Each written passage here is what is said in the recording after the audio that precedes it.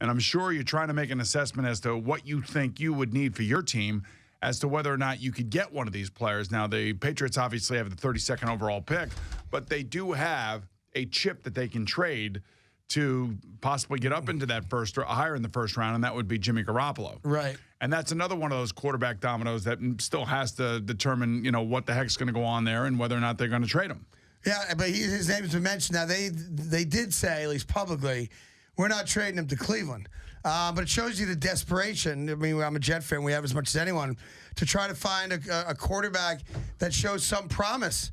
Which is why I'd be okay if the Jets told me today, Petty and Hackenberg, one of those two guys is going to be our starting quarterbacks. You got to be one. They got to get a guy in here, and that's why.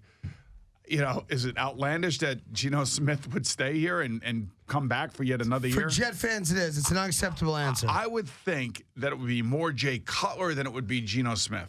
I would certainly hope so. Because at the end of the day, when all these chairs start to fill up, there's going to be one team that hasn't filled its chair, and it may be the Jets. And if Mike Lennon signs today with the Chicago Bears, then it may be over the weekend when the Jets go get Jay Cutler, if they haven't already spoken with somebody in his camp. I'd like to think, they would have had to at least kick the tire on to see how Jay Cutler would feel about being a Jet. They've had to have that convo.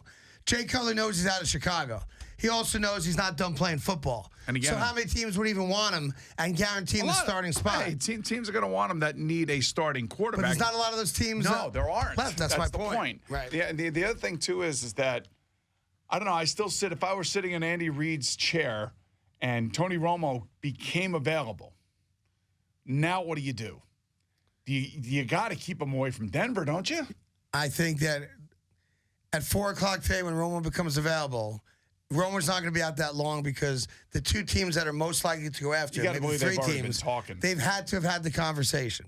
They've had to have had the money conversation with his agent, and they know right now.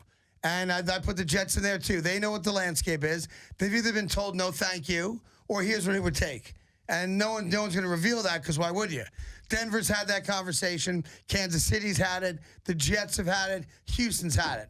They've absolutely had that conversation, which is why Tony Romo is going to be in another team's jersey before Monday. This ain't lasting 3, 4, 5 days. I can't imagine that it would. There's no reason for it to. It's a finite amount of suitors. The money is what it's going to be.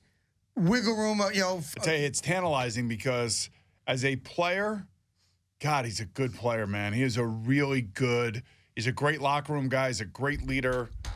Problem is the injuries.